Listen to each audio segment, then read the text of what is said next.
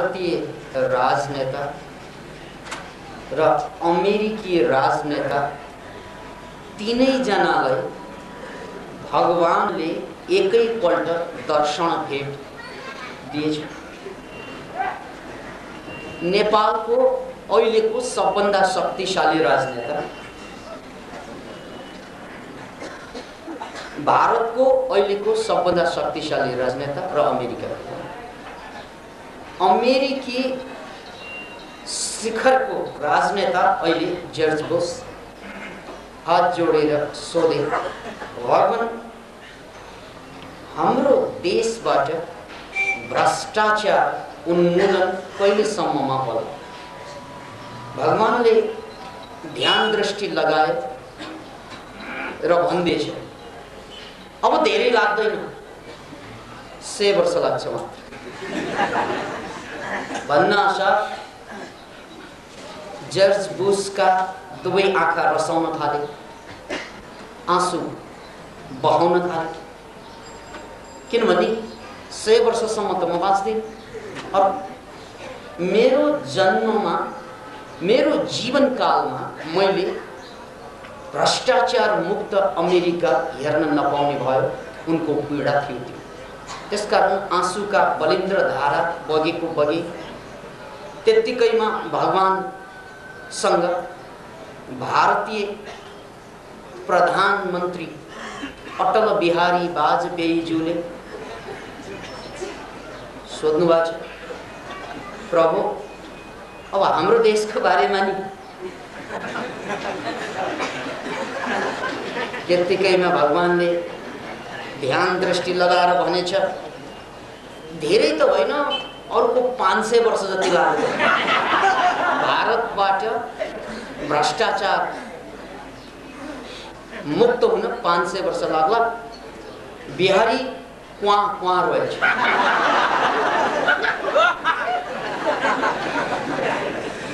अटल बिहारी जी डाको छोडेर रोएछ, किन भन्नाले 500 वर्षको बाँच्न गाह्रो। त्यत्तिकैमा नेपालको सबभन्दा शक्तिशाली राजनेता अहिले त गडबड छ।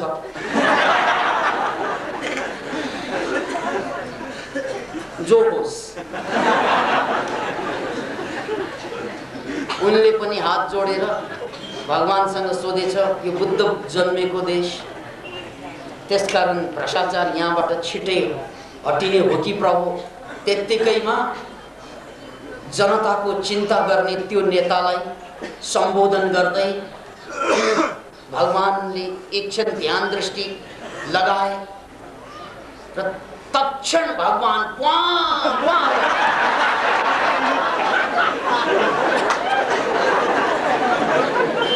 तिमीहरूको देशबाट भ्रष्टाचार मुक्त हुन त अनन्त काल लाग्छ। अनि भगवान हजुर किन रोइसिनु भएको नि? किनभने त्यतिन्जेल त मै मरिसक्छु।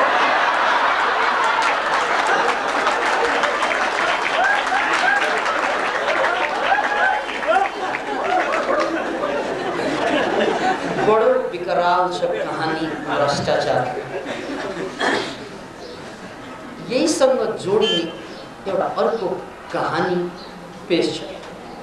एकजना नेपाली सांसद अमेरिकामा पुग्दा अमेरिकी समकक्षी सांसदले स्वागत सत्कार गरेछ।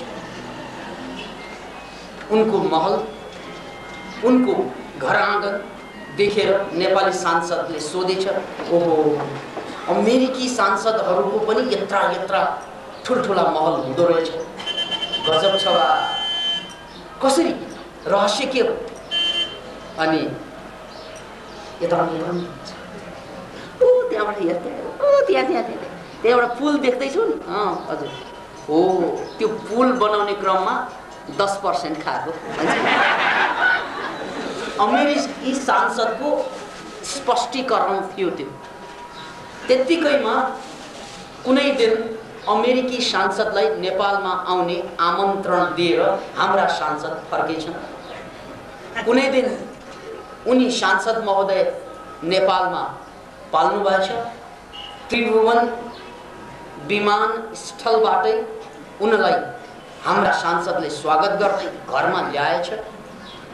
उनको घर हेर्दा अमेरिकी सांसद 3 छक्क परेछ। अमेरिकी सांसदको भन्दा पनि म राम्रो। नेपाल जस्तो गरिब देश यताउता माग्दै माग्दै विश्व बजारमा खातेको जस्तै हैसियत राख्ने यो देशको यो अन्तर्राष्ट्रिय खातिएको सांसदको यस्तो हैसियत के हो रहस्य? भन न यार, भन के हो रहस्य? तिमी पनि सांसद, म पनि सांसद। नेपाली सांसदको पालो यताउनु भनेछ। न यो दुर्बिन भने दुर्बिन देश। ऊ त्यहाँ नदी छ नि, नदी देखिरहेको छ कि छैन? नदी देखिरहेको। त्यही फोहोरको डुङ्गुर भएको होइन? त्यही नदी हो त्यो। अनि त्यहाँ पुल देखिरहनु भएको छ होला। पुल राम्ररी हेर्नु न, पुल मैले देखेको छैन। छ भने छ क्या, त्यही छ पुल। यो दुर्बिनले त समातेको हो। त्यही पुल बनाएको 100% खात।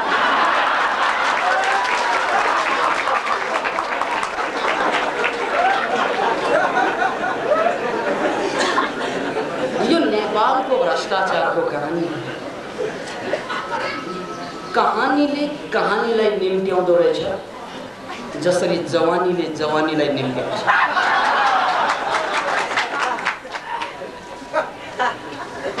पुरानो कहानीको याद आछ।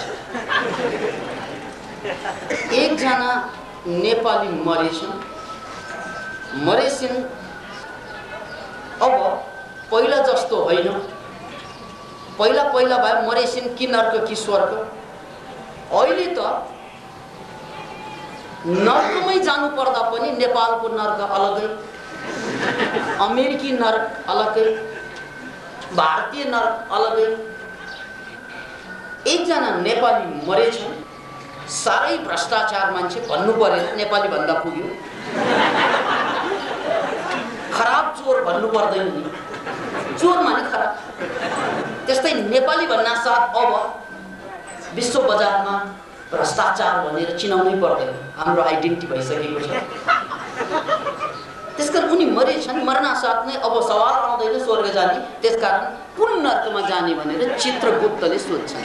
कुन नर्कमा रे? कुन नर्कमा कि स्वर्गमा सोध्नु भएको कि कुन नर्कमा माने के? यो मतलब बुझेन मैले। कुन माने के? ओहो, तपाईलाई थाहा छैन? अहिले यो अन्ध राष्ट्रवादको रोग नर्कमा पनि चलिसक्यो। त्यसकारण नेपाली नर्क अलगै, भारतीय नर्क अलगै भन्ना साथ नेपाली महोदयले ओहो, त्यसो भए एकचोटि अमेरिकी नर्क हेर्न पाऊँ। नर्कै जानु परेपछि म नेपालकोमा जाउँ न।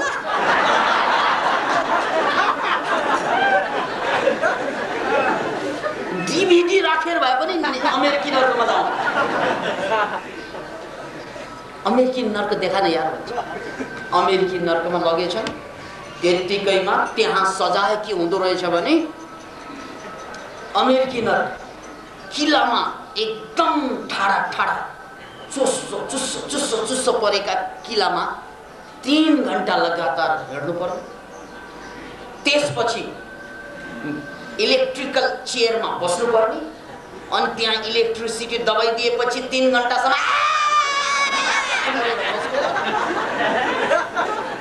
र अन्तमा एकजना डम्बर ढुस अमेरिकन आएर कोर्राले 300 कोर्रा हान्नु।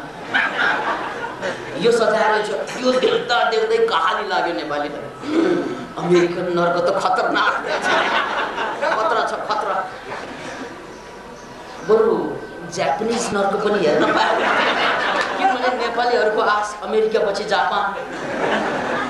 जापानिजहरू त अलि दयालु पनि हुन्छ क्यारे, हेरौँ न भनेछ। ठिक छ, जापानी नर्कलाई देखाइ। त्यहाँ पनि फरक केही पनि छैन। 3 घण्टा किल्लामा नाङ्गो खुट्टो हिँड्नै पर्यो, 3 घण्टा हिँडी गर्नै पर्यो र त्यसपछि इलेक्ट्रिकल चेयरमा बस्नै पर्यो 3 घण्टा। कोर्राले हिर्काउने मान्छे एउटा फरक छ, त्यहाँ अमेरिकन डाम्बर धुस अनि यहाँ चाहिँ जापानिज धुस तिग्री हिर्काउने उस। ओहो यो त दुवै बराबर। त्यत्तिकैमा टाउको यसरी हल्ला छ। यही ठाउँमा नर्कमा जाने भनेर क्यू बसेको सबभन्दा लामो देखिन्छ। यो कहाँको नर्कको क्यू नि? कहाँको नि क्यू? यो एप्लाई त धेरै लामो छ। यो एप्लिकेसनको लागि लामो क्यू देखेपछि चित्रगुप्तलाई सोध्छ कहाँको नर्कको लागि मान्छे? यहाँ त अमेरिकन पनि देख्छु, जापानिज पनि देख्छु, भारतीय पनि देख्छु, कहाँ हो? ए थाहा छैन तपाईँलाई? यो त नेपालको नर्कको लागि एप्लिकेसन।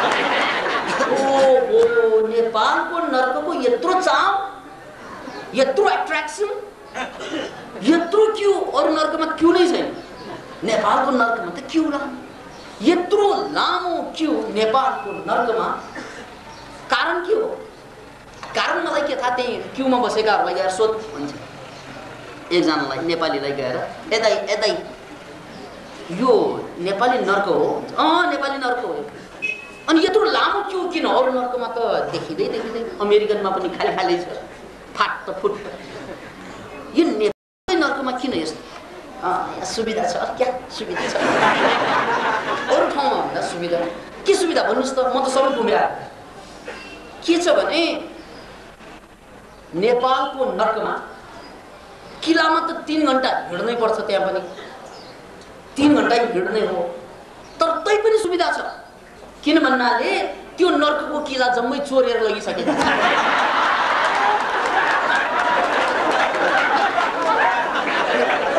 नेपाली जनताले बाँकी राखेन नि त, किला पनि बाँकी राखेन। अनि यो इलेक्ट्रिकल चेयर पनि त छ नि त्यहाँ, त्यो पनि सुविधा छ। किन भन्नाले यहाँ यति लोड सेडिङ हुन्छ,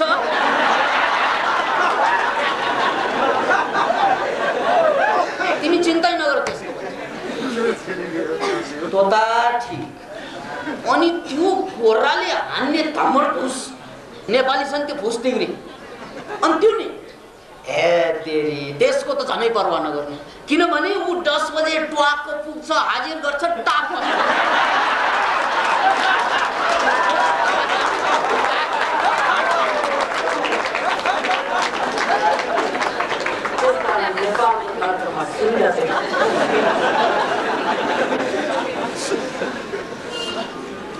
तीनवटा जोक्स पेश गर्ने लगातार नन स्टप जोक। तीनवटै जोक शिक्षित मान्छेहरूको कहानी, अर्थात् हाम्रो कहानी। किनभने हामी पनि शिक्षित जो छौँ। अहिले संसारको सबभन्दा ठुलो पीडा शिक्षित मान्छेबाट जन्मिएको छ। मान्छेलाई पढ्न लेख्न आउँछ, पढ्न लेख्न आएका मान्छेहरूले कसरी संसार बनाउने, संसार कमाउने कुरा थाहा पाउँछ, तर कसरी भित्र शान्ति पाउने, कसरी आनन्दको अनकन्डिसनल ह्याप्पिनेसको खोज गर्ने, कसरी प्रेमलाई जोगाइराख्ने, कसरी मुक्तितिर लम्कने, त्यो आन्तरिक जीवन जम्मै शिक्षित मान्छेहरूको सबभन्दा बढी बर्बाद भइरहेको छ। किनभने शिक्षाको एकाङ्गिकताको कारणले गर्दा बाहिरबाट हामी सम्पन्न छौँ, भित्रबाट विपन्न। यो कुरालाई बुझ्नलाई राजा माइदासको कहानी साक्षी राख्नै पर्छ। याद राख्नुहोस्, राजा माइदास, जसलाई हामी मिदास पनि भन्छौँ, उनी सुनको सिक्काको शौकीन थिए। भगवान प्रकट भएछ, भगवानले वरदान उनलाई दिएछ, जहाँ छोए पनि सुन होस्, जहाँ छोए पनि सुन होस्। राजा माइदासले हरेक ठाउँमा छुँदै गए, खुसी भयो। अंगुर छोए अंगुर पनि सुन, टेबल छोए टेबल, खाट छोए खाट उनले जहाँ जहाँ छोए सबै कुरा सुन सुन सुन सुन हुँदै गयो। एकछिन त उनी खुसीले पागल भए। तर साँझ साँझतिर भोक जो लाग्यो,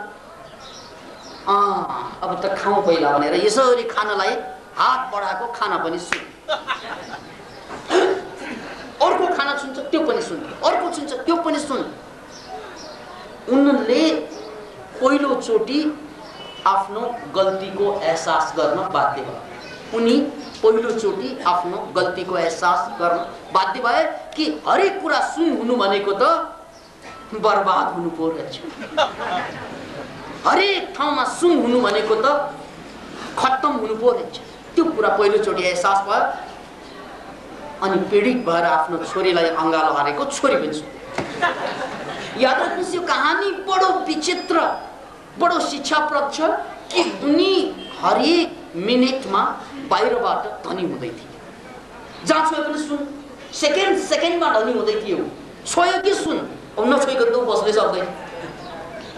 याद राख्नुहोस्, ऊ मिनेट मिनेटमा धनी हुँदै थिए, मिनेट मिनेटमा बाहिरबाट, र भित्र आन्तरिक मामलामा मानसिक रूपमा ऊ मिनेट मिनेटमा दरिद्र हुँदै थिए।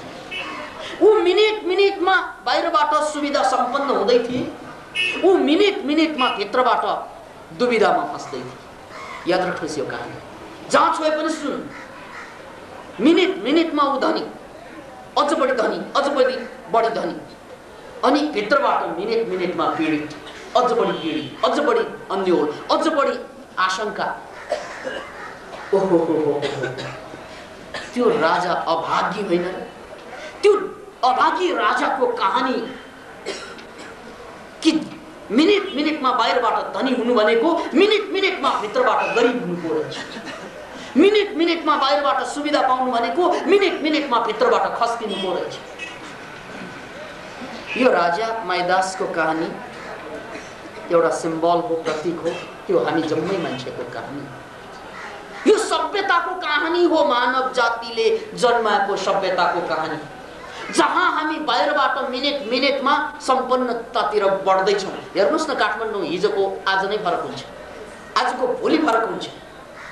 हरेक कुरा मिनेट मिनेटमा मान्छेले नयाँ नयाँ आविष्कार गर्दैछन्। मिनेट मिनेटमा चकाचौँध यो जगत, बाहिरको दुनियाँ झन्झन सुविधामय, झन्झन सुविधाजनक हुँदैछन्। मिनेट मिनेटमा इन्टरनेटको इमेल, ओहो, नेपालमा 3वटा कुरा त यति महत्त्वपूर्ण भए। पहिलो कुरा महत्त्वपूर्ण भए इमेल, ओहो, इमेल इमेल इमेल, त्यसपछि फिमेल फिमेल फिमेल, अनि त्यो इमेल र फिमेल सबभन्दा बढी प्रयोग हुने ठाउँ ठमेल पनि ल।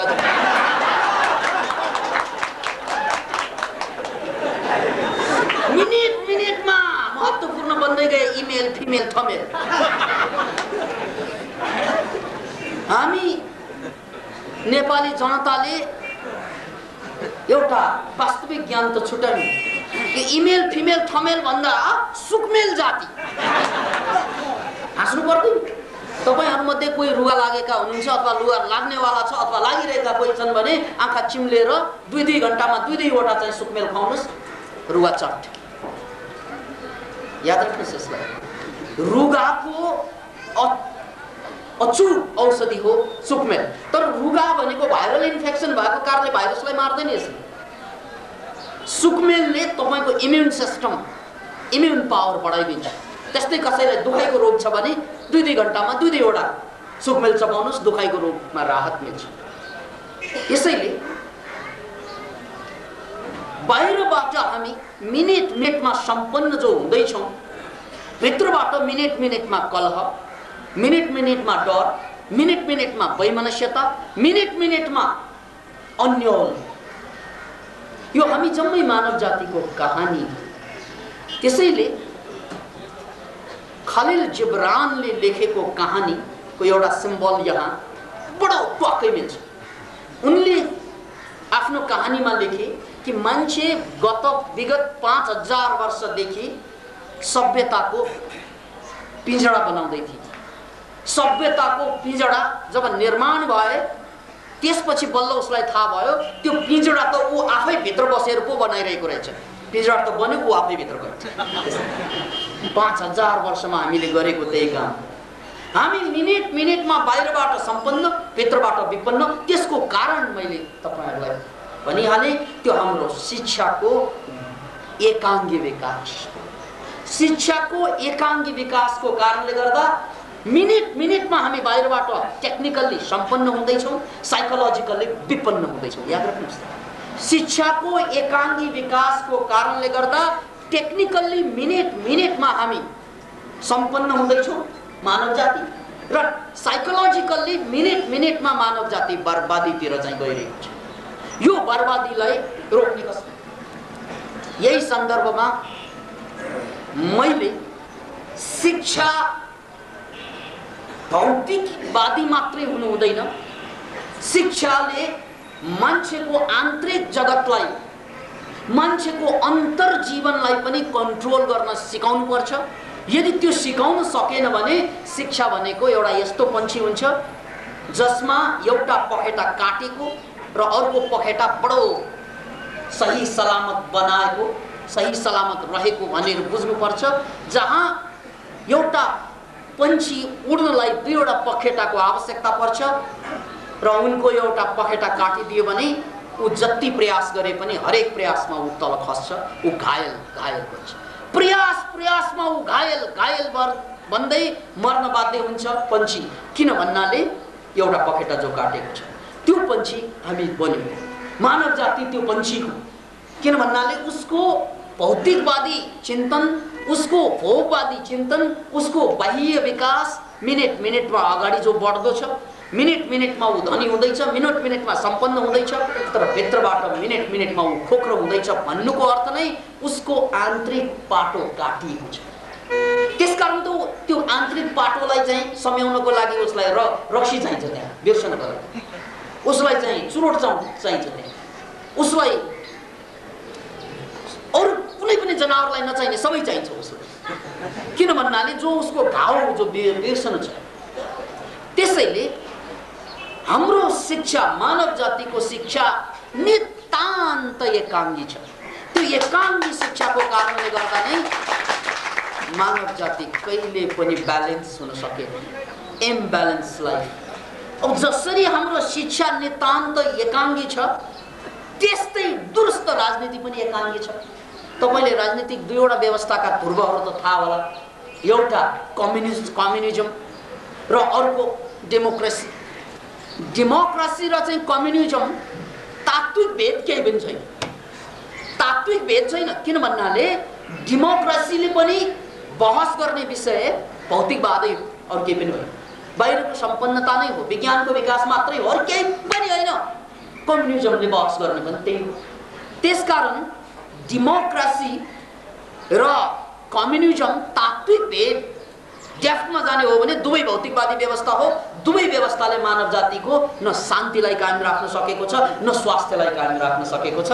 दुवै व्यवस्था हारेको छ। जसरी शिक्षा मानव जातिको लागि एकाङ्गी भइदियो, त्यस्तै राजनीति पनि हाम्रो लागि एकाङ्गी भइदियो। नाम थरीथरीको छ, पार्टी त अझै त्योभन्दा बेसी होला, तर उनीहरूको चिन्तना जम्मै एकाङ्गी चिन्तना। एकचोटि विचार गर्नुहोस् त, अमेरिका संसारको सबभन्दा बढी प्रजातान्त्रिक देशमा मानिन्छन्, तर त्यो देशको प्रजातान्त्रिक चिन्तना भनेको भौतिकवादी चिन्तना बाहेक अरू केही पनि होइन। त्यसमा कुनै आन्तरिक मुक्तिको लागि, आन्तरिक स्वतन्त्रताको लागि, मान्छेको आध्यात्मिक उन्नतिको लागि कुनै पनि योजना राष्ट्रिय स्तरमा तर्जुमा छैन। कुनै पनि योजना यस्तो छैन जसबाट चाहिँ जनतालाई भित्रबाट सम्पन्न बनाउनु पर्छ भनेर राष्ट्र लागेको। अमेरिका त देख्दैनौँ भने अरू देशको चाहिँ हामी कुरै छोडौँ। त्यसकारण यसकै परिणामस्वरूप याद राख्नुहोस्, अमेरिकामा 1/3 भनेको 3 जना अमेरिकीहरुमा 1 जनालाई डिप्रेसन लागिरहेको छ। डिप्रेसन कहाँबाट आउँछ यो डिप्रेसन? याद राख्नुहोस्, अमेरिकामा 1/3 जनतालाई डिप्रेसन भएको थाहा छैन। अमेरिकी जनता चाहिँ धनी भएको इम्प्रेसन मात्रै थाहा छ। याद राख्नुहोस्, एउटा हाम्रो इम्प्रेसन के पर्यो कि अमेरिका विकास भएको देश हो, तर नेपाल गरिब देश हो, त्यो इम्प्रेसन हामीमा छ। तर त्यो डिप्रेसनको रोगी सायद संसारमा सबभन्दा बढी रोगी भएका देशहरूमध्ये एउटा अमेरिका भएको छ। त्यसैले यो एकाङ्गी शिक्षा, एकाङ्गी राजनीतिको परिणाम पूरा मानव सभ्यताले भोगिरहेको समय एकाङ्गिता। बस अब म यसलाई समीकरणमा लग्छु। हामीले गत हप्ताका प्रवचनहरूमा भनिसकेका छौँ, व्याख्या गरिसकेका छौँ कि मान्छेको बाहिरको जीवन सुन्दर बनाउनको लागि, सम्पन्नशाली बनाउनको लागि, सम्पन्न बनाउनको लागि, ऐश्वर्यवान बनाउनको लागि डेफिनेटली हामीलाई साइन्स र टेक्नोलोजीको विकास चाहिन्छ। साइन्स र टेक्नोलोजीको विकास भएन भने देश कहिले पनि उठ्दैन, विश्व कहिले पनि उठ्दैन भौतिक रूपमा, त्यो शङ्का छैन। तर साइन्स र टेक्नोलोजीको मात्रै विकास भएर पनि पुग्दैन भन्ने प्रमाण साइन्स र टेक्नोलोजी विकास भएका देशका मान्छेहरूको हालतलाई हेरेको छ। त्यसैले साइन्स र टेक्नोलोजीले हामीलाई बाहिरबाट सम्पन्न बनाउने हो र आध्यात्मिकताले भित्रबाट हामीलाई शान्त, आनन्दित, प्रेमपूर्ण, सौहार्दताको प्रदर्शन गर्न सक्ने, सहनशीलताको विकास गर्न सक्ने यावत क्षमताहरू, यावत कुराहरू जुन जिन्दगीको लागि, आन्तरिक जिन्दगीको लागि काम लाग्छ, त्यो अध्यात्मले दिने कुरा हो। याद राख्नुहोस् यसलाई। तर अध्यात्मलाई धर्मसँग नजोडौँ। जसरी साइन्सलाई टेक्नोलोजीसँग जोड्नु हुँदैन, त्यसै अध्यात्मलाई धर्मसँग जोड्नु हुँदैन। किनभने धर्म विभिन्न हुन्छन्, जस्तै टेक्नोलोजी विभिन्न हुन्छ। टेक्नोलोजीको पछाडि मूल साइन्स हुन्छ, धर्मको पछाडि मूल अध्यात्म हुन्छ। हामी मूलका कुरा गर्दैछौँ। त्यसैले मान्छेलाई बाहिरबाट सम्पन्न गर्नको लागि, सम्पन्न तुल्याउनको लागि सबभन्दा ठुलो कुरो भनेको साइन्स र टेक्नोलोजीको विकास र आन्तरिक मुक्तिको लागि, मान्छेलाई मानसिक रूपमा स्वस्थ बनाउनको लागि, मान्छेलाई मानसिक रूपमा उद्धार बनाउनको लागि, मान्छेलाई मानसिक रूपमा विशाल हृदय दिनको लागि आध्यात्मिकता बाहेक कुनै उपाय छैन। यो दुईवटा कुरालाई जोड्न सक्ने क्षमता तेस्रो तत्त्वमा हुन्छ, त्यो हो राजनीति। किन भन्नाले राजनीतिले एकातिर अध्यात्मलाई र अर्कोतिर विज्ञानलाई जोड्न सक्ने क्षमता हुन्छ। तर राजनीतिको समस्या के त भन्नाले राजनेताले राजनीतिलाई सञ्चालन गर्ने भएको कारणले राजनीति भनेको एउटा गाडी जस्तै मात्रै हो। गाडी जतिसुकै राम्रो भए पनि ड्राइभरले पिएको छ भने गल्ती आफूले गर्छन्, दोष गाडीलाई दिन्छ। याद राख्नुहोस्। पुनः एकपल्ट राजनेता हुन् ड्राइभर, राजनीति हुन् गाडी। यदि गाडी जतिसुकै राम्रो भए पनि राजनेता बेवकूफ पर्यो, राजनीतिज्ञ बेवकूफ पर्यो भने गल्ती आफूले गर्लान्, अनि दोष जम्मै थोपर्ने काम चाहिँ गाडीलाई नै थोपर्ला। यही खत्तम, यसैमा ढाङढुङ गर, मेन्टेन गर भन्दा आफूमा मेन्टेन गर्ने काम गर्दैन। उदाहरणार्थ एउटा जोक प्रस्तुत छ। एकजना मान्छे वीरगञ्जको भन्सारबाट पास हुन खोज्दै थिए। त्यतिकैमा एक बोतल रक्सी फेला पारेछ भन्सारको हाकिमले भनौँ। अनि हाकिम साहबले के भन्छन् भन्नाले, होइन तपाईँको यो रक्सी छोड्दिन हामी। त्यो मान्छे पनि कम परेन, त्यो ड्राइभर साहब पनि होइन, म जसरी भए पनि लग्छु भन्छ। हाकिम के भन्छ, पठाउँदैन, जसरी कसरी लग्छु। ल तपाईँ हेर्दै गर्नुहोस्, म रियालिटीमा बाँच्ने मान्छे होइन के, म प्रोबेबिलिटीमा बाँच्छु। किनभने मैले मनोक्रान्तिका दर्शन पढिसकेँ। अब हेरौँ न तेरो प्रोबेबिलिटी के हो, कसरी लाँदा हेरौँ। उनले बोतल खोले, ग्याट ग्याट ग्याट ग्याट पिदिन्छ। अब पेटमा गएपछि त रोक्ने त कुरा आएन। तर त्यो एक मानवको रक्सीमा 3/4 त उसले ग्याट ग्याट ग्याट ग्याट खाइदिए, तर 1/4 खान सकेन। साह्रै गाह्रो भयो। के गरौँ, गाडीको इन्जिन खोले, लजा छिर्काइदिए, छरिदिए। अब हाकिम हेरी किन भन्नाले न पेटकोलाई रोक्ने न इन्जिनकोलाई रोक्ने, गरेर प्रोबेबिलिटीमा काम गरे यसले। खुसी भएर गाडी हाँक्दै आयो। 10-15 मिनट लाग्यो, 20-25 मिनट, आधा घन्टा पछि त चक्कर लाग्यो। गाडीभित्र छ उनले 2-2वटा बाटो देख्न थाले त्यहाँ। त्यो बेला मास्लो बाटोबाट अघोर हुँदै दामन हुँदै आउनु पर्ने, दुईवटा बाटो मुस्किलले समाले नाच्न थाले गाडी त ब्रेक डान्स गर्न थाले गाडी सम्हाल्नै सकेन उसले झन्डै खस्न लागेको भाग्यले अर्को ठुङ्कोमा गएर ठोकिन गएछ अनि ऊ चाहिँ बिस्तारै ढोका खोलेर बाहिर निस्कन्छ गाडीलाई 4 लाख बजार्छ बाजे म 3/4 हुने सम्हालेर बसेको छु र 1/4 दिएर नाचेको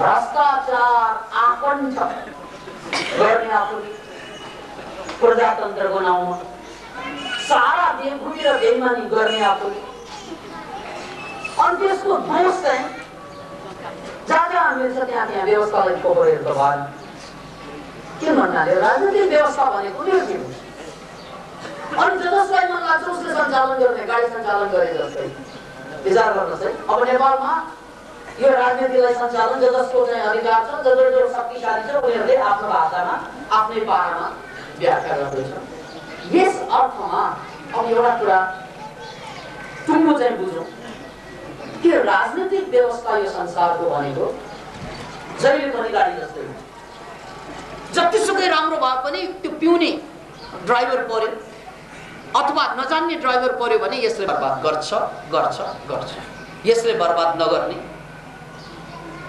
कुनै पनि सोच्नै सक्दैनौँ हामी यसले बर्बाद गर्छ यसकारण हामीले के देखेका छौँ भने राजनेताहरू यस्तो हुनु पर्यो जसमा विज्ञानको ज्ञान र अध्यात्मको अनुभव विज्ञानको पनि गहिरो ज्ञान भयो अध्यात्मको पनि गहिरो अनुभूति भएको त्यो मान्छे राजनेता बन्यो भने बल्ल गएर राजनीति सम्हालिन्छ यतिसम्म कुरा हामीले बार बार व्याख्यामा ल्याइसकेको कुरा अब आजको सन्दर्भलाई जोडेर त्यो विज्ञानको ज्ञानलाई अध्यात्मको ज्ञानलाई जो जोडेर राजनीतिमा लाग्ने मान्छे कहाँबाट निस्कन्छ कहाँबाट आउँछन् त्यस्ता विद्यार्थी विद्यालयबाट आउँछ त्यसैले राजनीतिलाई माथि गएर सम्हाल्नु छ भने तल चाहिँ त्यसको ग्रासरुट लेभल भनेको त्यसको जग भनेको के त भन्नाले अन्ततः त्यसको जग भनेको आखिर विद्यालय हो शिक्षालय त्यसकारण विद्यालय शिक्षालयलाई यदि हामीले भौतिक ज्ञान भनाइको मतलब साइन्स र टेक्नोलोजीको सिक्ने एउटा थलो र साथसाथै आध्यात्मिक यात्रा गर्ने थलो त्यो दुईवटाको जोडको रूपमा विद्यालयलाई प्रयोग गर्न सक्यौं भने अनि विद्यालय कालदेखि विद्यार्थी बेलादेखि नै युवाहरूमा रक्सीको आवश्यकता नपर्ला चुरोटको आवश्यकता नपर्ला यावत कुराहरू जुन कुराले मान्छेलाई बर्बाद गर्छ ती कुराको आवश्यकता नपर्ला उदाहरण स्वरूप म प्लेटोको कुरालाई जोड्न चाहन्छु प्लेटोको जमानामा प्लेटोले एजुकेसन अब सुरुमा एजुकेसनको एउटा औपचारिक एजुकेसनको कन्सेप्ट धरतीमा पहिलो ल्याउने मान्छे प्लेटो जसले एकाडेमीको कन्सेप्टलाई अगाडि सारे प्लेटोको कन्सेप्ट अनुसार उनले शिक्षामा दुईवटा कुरालाई एकदमै जोड दिएका थिए एउटा हरेक विद्यार्थीहरूले स्कुलमा आउँदा एकाडेमीमा आउँदा व्यायाम अनिवार्य रूपमा गर्नुपर्छ किन भन्नाले व्यायाम गरिएन भने मान्छेलाई रोग लाग्ने सम्भावना बढी हुन्छ व्यायाम गरिएन भने अहिलेको भाषामा भन्ने हो भने केमिकल इम्ब्यालेन्स हुन्छ व्यायाम गरिएन भने मुड इम्ब्यालेन्स हुन्छ अहिलेको टेक्निकल भाषामा भन्दा त्यो बेला त्यो कुरा थाहा थिएन तर प्लेटोले के भनेका थिए भने जबसम्म विद्यार्थीहरूले रेगुलर रूपमा व्यायाम गर्दैनन् तबसम्म विद्यार्थीहरूलाई टिचरले सम्हाल्नै सक्दैन त्यो कुरा उनले कुनै केमिस्ट्रीको आधारमा बायोकेमिस्ट्रीको आधारमा त भनेको थिएन किन भन्नाले त्यसको विकास त्यो बेला भएको थिएन तर अहिले बायोकेमिस्ट्रीको आधारमा कुरा गर्ने हो भने जुन विद्यार्थीहरूले अथवा जुन मान्छेले रेगुलर व्यायाम गर्छन् उनीहरू एक हदसम्म अटोमेटिकली नैतिक हुन्छन् एक हदसम्म किन नैतिक हुन्छन् त भन्नाले व्यायाम गर्ने मान्छेको लागि चुरोटको आवश्यकता पर्दैन, रक्सीको आवश्यकता पर्दैन, व्यायाम गर्ने मान्छे रोगी हुँदैनन् त्यसकारण औषधिको पनि आवश्यकता पर्दैन। याद राख्नुहोस् यसलाई। किन भन्नाले व्यायाम गर्न साथ नै तपाईको शरीरबाट एन्डोर्फिन्स जस्ता तपाईलाई ह्याप्पी बनाउने केमिकल्सहरू रिलिज हुन थाल्छन्, सेरोटोनिन जस्ता कुरा फलो गर्न थाल्छन्। त्यसकारण यो व्यायाम गर्ने मान्छेहरू रोगी हुने भन्ने हो कम चान्स हुन्छ, चुरोट र रक्सीमा फस्ने कम चान्स हुन्छ, किनभने त्यहाँ केमिकलको आधार छ। यो कुरा अहिले हामीले लेख्दैछौँ, भन्दैछौँ, सुन्दैछौँ, बुझ्दैछौँ। तर त्यो बेला प्लेटोको 2200-2300 वर्ष अगाडिको कुरा, उनले त्यो कुरा देखे कि विद्यार्थीहरूलाई सम्हाल्नु छ भने उनीहरूलाई रेगुलर व्यायाम गराउनु पर्छ। रेगुलर व्यायाम भनेको एजुकेसनको पार्ट हुनुपर्छ। यदि यो गरिएन भने उनीहरू भड्किन्छन्। त्यसकारण उनले शरीरको खुराकको रूपमा र अन्ततः मनसम्म पुग्ने बाटो व्यायाम भनेर आजभन्दा 2300 वर्ष अगाडि ठम्याए। त्यति मात्र होइन कि विद्यार्थीहरूलाई यदि मानसिक रूपमा सन्तुलित बनाउनु छ भने हरेक विद्यार्थीले सङ्गीतको आस्वादन गर्नुपर्छ। हरेक विद्यालयमा सङ्गीतको व्यवस्था हुनुपर्छ। सङ्गीत र व्यायामले सिधै शरीरमा प्रभाव पार्छ, सङ्गीतले सिधै मन मस्तिष्कमा प्रभाव पार्छ र यसरी विद्यार्थीहरू अनि बल्ल गएर पढ्न लायक हुन्छ, अनि बल्ल गएर सिक्न लायक हुन्छ। अन्यथा विद्यार्थीहरूमा चाहिँ शारीरिक रूपमा ऊ कमजोर भइरहेको हुन्छ, रोगी भइरहेको हुन्छ, ऊ पढ्नै सक्दैन। मानसिक रूपमा अहिले विद्यार्थीहरू भन्छन् मेरो मनै कन्सन्ट्रेट हुँदैन, यता जान्छ उता जान्छ। किन नजान्छ? किन भन्नाले माइन्डको लागि हाम्रो शिक्षामा केही पनि छैन। त्यसकारण प्लेटोले आजभन्दा 2200-2300 वर्ष अगाडि देखेको सच्चाइलाई पनि हामीले अझै पनि बुझ्न सकेको छैन। यो भन्नु त लाज मर्दो कुरा हो। किन भन्नाले हाम्रो शिक्षा भनेको व्यवसायमुखी भयो, हाम्रो शिक्षा भनेको बाह्य जिन्दगीसँग मात्रै सम्पन्न, बिल्डिङ बनाउनुसँग अथवा रकेट उडाउनुसँग मात्रै सम्बन्धित भयो, तर आन्तरिक विकाससँग सम्बन्धित नै भएन। प्लेटोले 2300 वर्ष अगाडि स्थापना गरेको त्यो कन्सेप्ट, त्यो धारणा, त्यो अवधारणा व्यायाम र सङ्गीत शिक्षाको अनिवार्य अङ्ग हुनुपर्छ भन्ने त्यो कुरा जो आन्तरिक बाटोसँग सम्बन्धित छ त्यसलाई त पखेटा काटे जस्तै काटियो। याद राख्नुहोस् त, पखेटा काटे जस्तै काटिदियो। परिणामस्वरूप मानव सभ्यता घायल भएर बाध्य भइरहेका छन्। त्यसैले यो धरतीमा क्रान्ति, साँच्चैको क्रान्ति, यस्तो क्रान्ति कि फेरि क्रान्ति ल्याउनु नपर्ने गरी ल्याउने क्रान्ति, यसलाई चाहिँ साँच्चैको क्रान्ति भनौँ, वास्तविक क्रान्ति। अब फेरि क्रान्ति आयो, अर्को क्रान्ति चाहियो, फेरि अर्को क्रान्ति चाहियो। अब त्यो क्रान्ति नै होइन, त्यो त क्रान्ति भन्नु पर्यो। किन भन्नाले कति आउँछ कति आउँछ। नेवारीमा भन्दा क्रान्ति चा, किन सानसानलाई चा भन्छ नि, त्यो क्रान्ति चा मात्रै आयो, क्रान्ति आएन कि क्रान्ति चा। एउटा क्रान्ति चा आयो, फेरि अर्को क्रान्ति चा आयो, फेरि अर्को क्रान्ति चा आयो। अब यसरी हामी क्रान्तिको नाउँमा बढी भ्रान्तिमा जहिले पनि सङ्घर्ष गर्नुपर्ने। यसकारण क्रान्तिको वास्तविक अर्थ भनेको त पूर्णतया परिवर्तन हो। त्यो पूर्णतया परिवर्तन भनेको भौतिक व्यवस्थामा मात्रै होइन, मानसिक अवस्थामा पनि पूर्णतया परिवर्तन भयो भने अनि भएर वास्तविक क्रान्ति हुन्छ। किनभने अहिले त भौतिक व्यवस्थामा परिवर्तन, मानसिक अवस्था त्यहीको त्यही। त्यसकारण भौतिक व्यवस्था परिवर्तन गरे पनि पुरानै मानसिकता भएका मान्छेले त्यो भौतिक व्यवस्थालाई सञ्चालन गर्न आउँछन्, जसको परिणामस्वरूप बोतल चाहिँ बदले पनि रक्सी उही पुरानो पर्ने हुन्छ, बोतल मात्रै फेरि जस्तै। त्यसैले शिक्षा एउटा द्वार हो मानव मुक्तिको, त्यसमा शङ्का छैन। शिक्षाले यदि मान्छेको भौतिक विकासको साथसाथ आत्मिक विकास, भित्रको पाटोलाई विकास गर्ने कुरालाई ठ्याम्मै जोडेर लग्ने कसैले जमर्को गरियो भने अनि बल्ल गएर यस्ता विद्यार्थी तयार हुन्छन् हजारौं लाखौंको सङ्ख्यामा, जुन विद्यार्थीहरूले भोलि राजनीतिमा गएर त्यो राजनीतिको राजसत्तालाई आफ्नो हातमा लिएर संसारको हरेक पाटोमा परिवर्तन र क्रान्ति ल्याउन सक्नेछन्। र त्यहीतिर इङ्गित हाम्रो आवाज हो, मनोक्रान्ति। यही सन्दर्भमा यो हाम्रो साप्ताहिक कार्यक्रम, जसको रूपरेखा पहिलो चरणमा मेडिटेसन, दोस्रो चरणमा प्रवचन, तेस्रो चरणमा पुस्तक विमोचन र चौथो चरणमा प्रश्नोत्तर।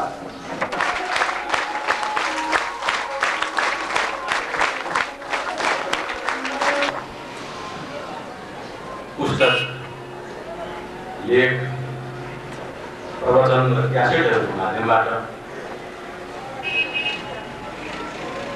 आफ्नो जुन प्रतिभा प्रदर्शन गर्नुभएको छ यसले हाम्रो समाज हाम्रो राष्ट्र गरिब छैन भन्ने प्रमाणित गरेको छ। आर्थिक रूपमा भौतिक रूपमा मुलुक गरिब भए पनि हामी कहाँ मानसिक रूपमा प्रतिभाको दृष्टिले अत्यन्त समृद्ध व्यक्तिहरू छन् भन्ने प्रमाणित भएको छ। के रूपमा भए पनि हाम्रो देश आज साँच्चै नै सारा संसारले हेप्ने हेला गर्ने व्यङ्ग्य गर्ने र कहिले पनि सुधार हुन नसक्ने स्थितिको पात्रको रूपमा प्रस्तुत हुने गरेको छ। तर हामीले आफूलाई सुधार्न सक्यौँ भनेदेखि हाम्रो मानसिकता सही ढङ्गले रूपान्तरित हुन सक्यो भनेदेखि यो अवस्थाको अन्त्य हुनलाई धेरै समय लाग्दैन। यसका लागि विकास आनन्दजीले सुरु गर्नुभएको मनोक्रान्तिले यो अभियानले अत्यन्त महत्त्वपूर्ण भूमिका निर्वाह गर्न सक्ने मैले ठानेको छु। यसलाई ग्रहण गरेर आत्मसात गरेर हामीले आफ्नो चरित्रलाई, आफ्ना प्रवृत्तिलाई, आफ्ना मानसिकतालाई परिवर्तन गर्नको निमित्त संकल्प गरौँ, अरूलाई पनि प्रेरित गरौँ भन्ने आग्रह अनुरोध गर्न चाहन्छु। एउटा एक्सपिरियन्स बताउँछु। म ब्याङ्कक थाइल्यान्डतिर कहिलेकाहीँ म जान्छु। त्यहाँ म बसेको एउटा होटेलमा एउटा सानो मैले पुस्तिका प्राप्त गरेको थिएँ। त्यो चाहिँ ताइवानको एउटा सुमा चिङहाई भन्ने एउटा धर्मगुरु एउटा लेडिजको थियो। त्यो मैले किताब पढेर म यति इम्प्रेस भएँ कि त्यति बेलादेखि मैले त्यही दिनदेखि मैले मासु खान छोडेर म टोटली म भेजिटेरियन भएँ। आज त्यो 5-6 वर्ष भइसक्यो म माछा मासु अन्डा सुद्धा म त्यो दिनदेखि खान छोडेको आजसम्म मैले खाएको छैन। र त्यो मासु काटेको हेरेको त्यो बाटोहरूतिर हिँड्दाखेरि पनि मलाई मनमा कस्तो लागेर आउँछ। र म चाहन्छु कि यहाँहरू पनि यदि ट्राई गर्नुभयो भने मासु छोड्नु भने त्यसबाट धेरै चिज चाहिँ प्राप्त गर्न सक्नुहुन्छ। र अर्काको शरीरमा अरूलाई काटेर मारेर त्यो खाएको चिज त्यति आफूलाई राम्रो पनि गर्दैन। आजकल त तपाईँले सुनिरहनु भएको होला, यो चिकन फिभरहरू जुन आइरहेको छ, चिकन भाइरस विदेशतिर त अहिले यो मासु खान धेरै कम कतिजनाले गरिसके। र कुखुराको मासु त अहिले त एकदम पोइजनै भइरहेछ, कति देशले त्यसलाई चाहिँ ब्यान्डै गरिरहेछ। गुरु चिङहाईको एउटा भनाइलाई म यहाँको सामने म पेश गर्न चाहन्छु। उहाँले के भन्नुभएको थियो भने एउटा उसमा त्यो गुरु चाहिँ सबभन्दा राम्रो गुरु हो जोसँग चाहिँ हामी चाहिँ भेटेर स्पष्ट रूपले चाहिँ हामीले चाहिँ इन्टरेक्सन गरेर उहाँको वचनहरू सुनेर उहाँलाई हामी प्रश्न गरेर हामीले चाहिँ उहाँसँग जुन गुरुसँग हामीले सिक्न सक्छौँ त्यो गुरु सबैभन्दा बेस्ट गुरु हो। किनभने अब मरिसकेका कति गुरुहरू हुन्छन्, अब उनीहरूसँग त हामीले त उनीहरूको त याद उनीहरूको मात्रै हामी किताबमा पढेर अथवा त्यसबाट मात्रै गर्छौँ। उहाँबाट के तत्कालै हामीले चाहिँ इन्टरेक्ट गरेर चाहिँ कुनै चिज शिक्षा लिन सक्दैनौँ। तर जुन गुरुले चाहिँ यसरी हामीसँग चाहिँ इन्टरेक्सन गरेर त्यसमाथि पनि यहाँ डाक्टर गुरु चाहिँ विकास आनन्द जस्तो चाहिँ यस्तो हँसाएर एकदम चाहिँ रोमान्टिक चाहिँ प्रस्तुत गर्ने गुरुहरू चाहिँ सायद बहुतै कम हुनुहुन्छ होला। र उहाँको र यहाँलाई मेरो अन्त्यमा केही भन्नु छ कि त्यस किसिमको चाहिँ अवसर हामीले चाहिँ यो प्राप्त गरेका छौँ, त्यसलाई चाहिँ हामीले नगुमाउँ र उहाँको वचनहरूलाई हामीले हामीले स्वीकार्दै अगाडि बढेर गरिएको छौँ। हामीले धेरै पत्रकारलाई लिन सक्छौँ, त्यसमध्ये हरिहर बिराईजी पनि हुनुहुन्छ भन्ने मलाई लाग्छ। त्यसैले नेपालको सन्दर्भमा मैले देखिरहेको कुरा त यहाँ साँच्चै मानव जातिलाई, मान्छेलाई, जनतालाई माया गर्ने मान्छेहरू, जो अरूको लागि बाँच्नुमा आफ्नो जिन्दगीलाई धन्य ठान्छन्, ती मान्छे को हुन् र जो अरूलाई शोषण गरी गरी बाँचेर मात्र आफ्नो स्वार्थ सिद्ध गर्छन्, ती को हुन्, त्यो कुरा नै गोलमाल भइसकेको छ। जसरी हाम्रो शरीर विज्ञानमा जाँदा शरीरमा इम्युन सेल हुन्छ, बाहिरबाट आएका भाइरस ब्याक्टेरियालाई सिद्ध्याउने काम इम्युन सेलले गर्छ। यदि इम्युन सेलले बाहिरबाट आएका भाइरस र ब्याक्टेरियालाई नचिनेमा आफै भित्रका आफ्नै साथीहरूलाई हमला गर्दै सिद्ध्याउँछ, त्यसको परिणाम स्वरूप यस्तो रोग आउँछ जुन रोगबाट बिरामी मर्छ, निको हुँदैन। त्यसलाई अटो इम्युन डिसअर्डर भनिन्छ।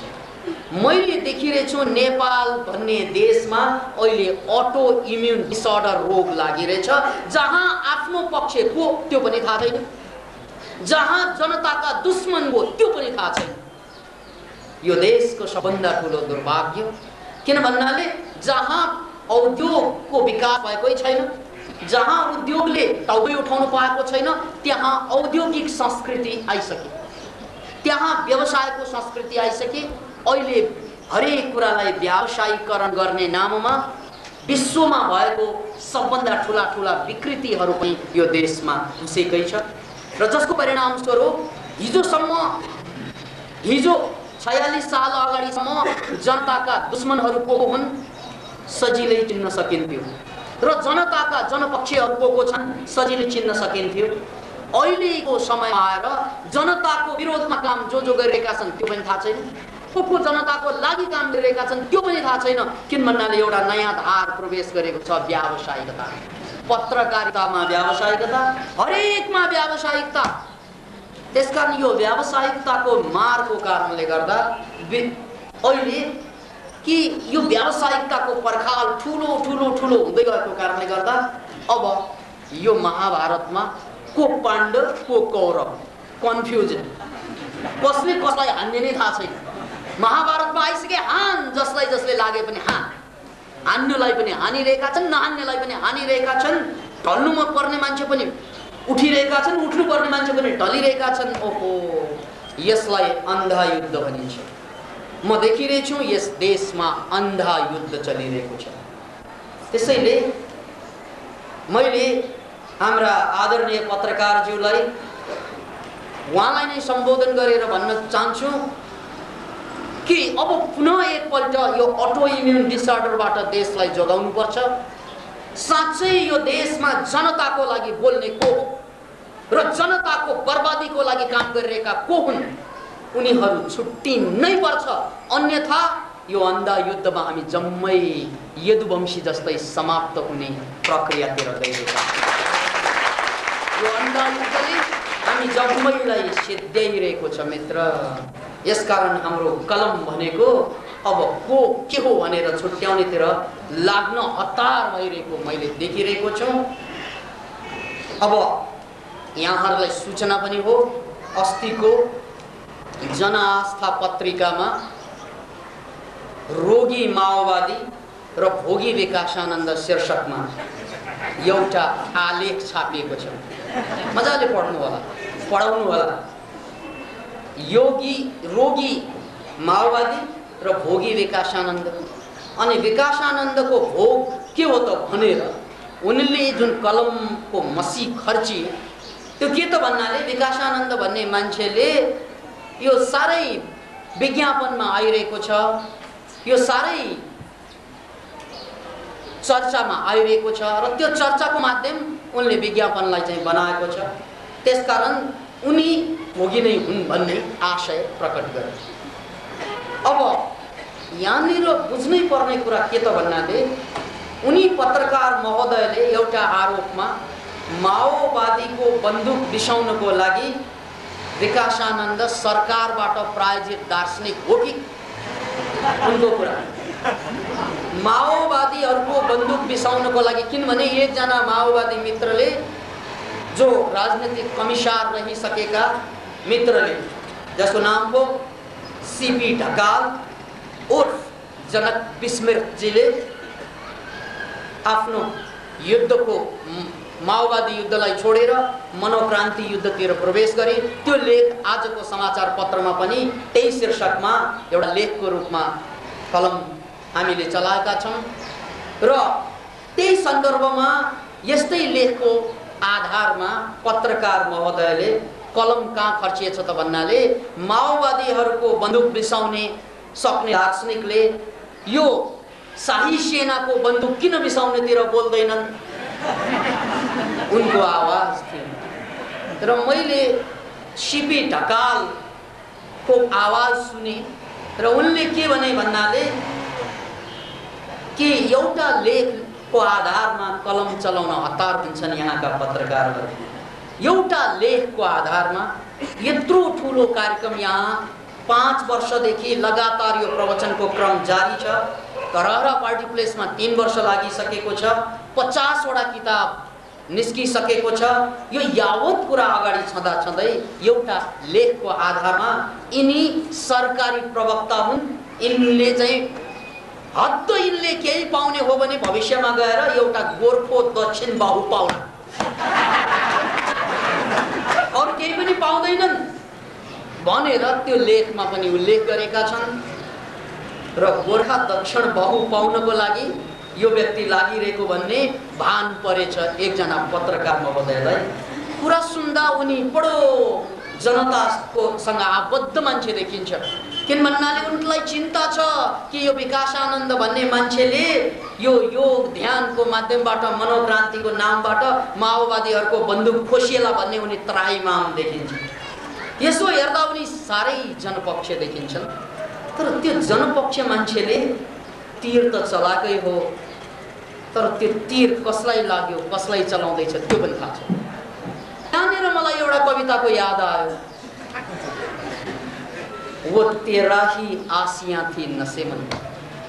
आसियाँ भनेको त्यो घर जहाँ हामी आराम गर्छौँ, नसेमन भनेको मनको नशा। को त भन, प्रेमिका, मनको नशा, अरू त हो नहोला। वो तेरा ही आसियाँ थी नसेमन जिसे तूने जला डाला मेरी आसियाँ समझकर। यार त्यो तिम्रै घर हो जसलाई तिमीले आगो फुकी फुकी जलाइदियो, मेरो सम्झेर त्यो तिम्रै घर। यो पनि थाहा छैन। कति विडम्बनाको कुरा, कति दुर्भाग्यको कुरा। मलाई रेडियो टेलिभिजन हेरेर सुनेर विभिन्न मान्छेहरूले कार्यक्रममा डाक्छन्। गुरु डाक्टर विकासानन्द हाम्रो कार्यक्रमलाई शोभा बढाइदिनु पर्यो, तपाईँ जस्तो प्रखर मान्छे हाम्रो कार्यक्रममा आउनु पर्यो। हामीले चाहिँ नेपालका महानतम कविलाई पनि डाकेका छौँ, महानतम ठुला ठुला कलाकारहरू पनि छ हाम्रो कार्यक्रममा, आइदिनु पर्यो, शोभा बढाइदिनु पर्यो। त्यस्तो निमन्त्रणाहरू आइरहेको छ। जान्छौँ कहिलेकाहीँ, त्यो जाँदाखेरि त्यत्रो कार्ड खर्च गरेर, त्यत्रो 40-50 हजार रुपियाँ खर्च गरेर उनीहरूले विज्ञापन दिएको हुन्छ, के गरेको हुन्छ, के गरेको हुन्छ। त्यहाँ गएर हेर्दाखेरि सेजवान मान्छे मुस्किलले भेला भइरहेको हुन्छ। देशका ठुला ठुला मान्छे जम्मा गरेको, अरे याद राख्नुहोस् है, त्यसको देशका ठुला ठुला मान्छे जम्मा गरेको, टप मान्छेहरू, त्यत्रो प्रचार गरेको, त्यत्रो कार्ड चाहिँ सबैलाई दिएको रे। अनि त्यहाँ गएर हेर्दाखेरि सेजवान मान्छे, कुनैमा 1.5 सेजवान, कुनैमा मुस्किलले 2 सेजवान भन्दा मान्छे बढी जम्मै भएको देखेको छैन हामी। यहाँ धरहरा पार्टी प्लेसमा त्यो कुरा हामी सबैको लागि अनौठो कुरो हुन सक्छ, सुखद आश्चर्य कि पोखराबाट पनि मान्छेहरू आउँछन् प्रवचन सुन्नको लागि, आउँछन् बस्छन्, भोलिपल्ट चाहिँ प्रवचन सुनेर जान्छन्। Can you imagine it?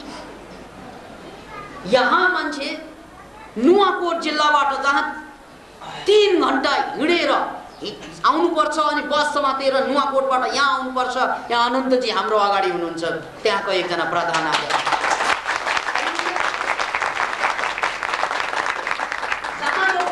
Card छापिएको छ, न के छ, न कसैलाई बोलाएको छ। हाम्रा अतिथिज्यूहरूलाई सुन्दा एउटा पत्र पनि गएको छैन, एउटा वचन मात्रै। तर यहाँ सोच नुवाकोटदेखि नुवाकोटदेखि धुलिखेलदेखि पैपादेखि देशका ठाउँका मान्छेहरू स्वतस्फूर्त यसरी जम्मा भइरहेका छन् र यो न्युज भन्नुपर्ने यो न्युज होइन कि 50,000 खर्च गर्नुपर्ने न्युज भन्नु त्यहाँ सेजवान मान्छे मुस्किलले जम्मा गर्छन् पत्रकारहरू मजाले चाहिँ चिया पिउँछन् खाजा खान्छन् डकाल्छन् अनि गएर चाहिँ कमाउँछन् यहाँ त त्यस्तो व्यवस्था छैन त्यसकारण गाह्रो पनि होला यसकारण मैले देखिरहेको यस देशमा को कसको लागि कसरी काम गरिरहेछ भन्ने बिर्सिसक्यो यो यदुवंशको युद्धमा फँसेको देश यो त्यसकारण यो हामीले जसलाई हामी भन्यौं त्यही खेमाभित्र पनि थुप्रै हामीलाई ढाल्ने शत्रुहरू छन् हाम्रै साथीको रूपमा हामीले जसलाई शत्रु भन्यौं तिनीहरूको खेमा बीच पनि हाम्रो लागि लडिरहेका कति मित्रहरू छन् त्यसकारण अब खेमाबाट शत्रु चिनिँदैन अब खेमाबाट मित्र ठहरिँदैन अब यो नेपालको यो यदुवंशी युद्धमा यहाँ पत्रकारहरू महोदयहरूलाई बडो आलिशानका साथ भाषण गरिरहेको हामीले देख्यौं यहाँ आएर भन्छन् धेरै कुराहरू र बाहिर गएपछि एक अक्षर पनि नलेखेको हामीले भोग्यौं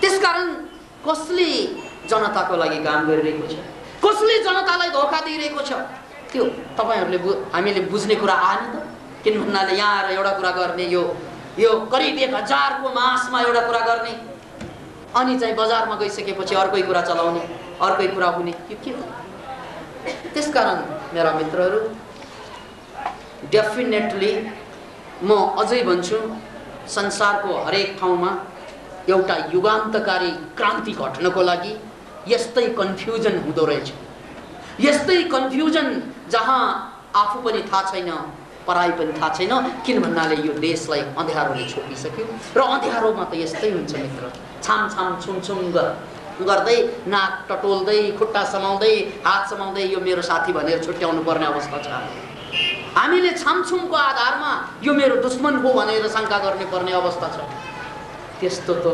बिल्कुल होइन त्यसकारण यी यावत कुराहरू पनि यो पत्रकार महोदयहरूमा यस्तो कुरा आइरहेको छ भने म हरिहर बिरहीजीलाई यदि साँच्चै यहाँलाई यो मनोक्रान्ति ठीक लागेको हो भने यस्ता पत्रकारहरूले लेखेका कुरामा अब यहाँले गएर चाहिँ सफाई दिनु पर्यो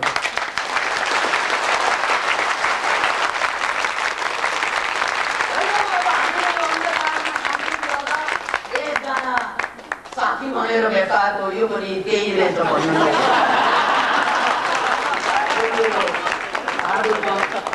विनम्र अनुरोध छ के अब रह्यो सवाल व्यावसायिकताको थोरै कुरा व्यावसायिकताको माथि पनि हामीले यो व्यावसायिकतालाई बाध्यता भन्दै आइरहेका छौँ किनभने कुनै पनि कार्यक्रम चल्नको लागि या त शिरपाँचको सरकारबाट सहयोग चाहियो या त विदेशबाट सहयोग चाहियो त्यो पनि भएन भने कमसेकम हिन्दूको कुरा मैले बनेको भए हिन्दू धर्मावलम्बीहरूले चाहिँ त्यहाँ कोष बनाउँथ्यो बौद्धको कुरा गरेको भए बुद्धिस्टहरूले एउटा कोष बनाइदिन्थ्यो मैले चाहिँ कम्युनिस्टहरूको बहस गरेको भए त्यहाँका केही मान्छेहरूले चाहिँ सघाउँथे मैले प्रजातन्त्रवादीहरूको मात्रै बहस गरेको भए अर्कै कुरा हुन्थ्यो राजावादीको बहस गरेको भए अर्कै कुरा हुन्थ्यो तर हामीले न राजावादीको पक्ष लियौं न प्रजातन्त्रवादी भनाउँदाहरूको पक्ष लियौं न कम्युनिस्टहरूको पक्ष लियौं न हिन्दूको न बौद्धको हामीले कसैको पक्ष लिएनौं यो अपराध जरुर गरेको देखियो हामी कसैको होइनौं यही अपराध भयो त्यसकारण हामी बार-बार भन्दै छौं बस यही अपराध में हर बार करता अपराध से बस यही अपराध में हर बार करता हूं आदमी हूं आदमी से क्या हामी हिन्दू हुनै सक्दैनौं चाहे राजा हिन्दू होस् हामी हिन्दू हुनै सक्दैनौं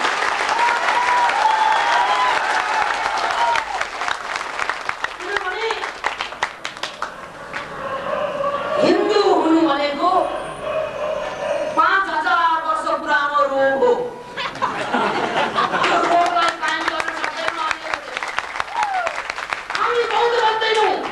किनभने यो 2500 वर्ष पुरानो रोगलाई सम्हाल्दैन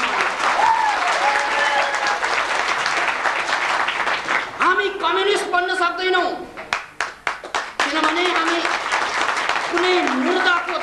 हामीबाट सञ्चालित हुन चाहन्नौ।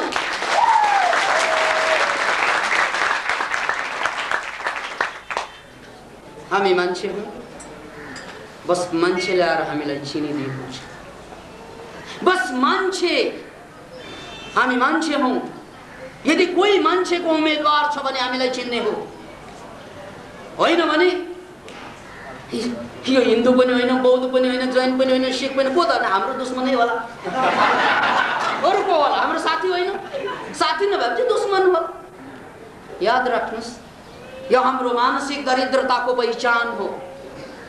मानसिक दरिद्रता।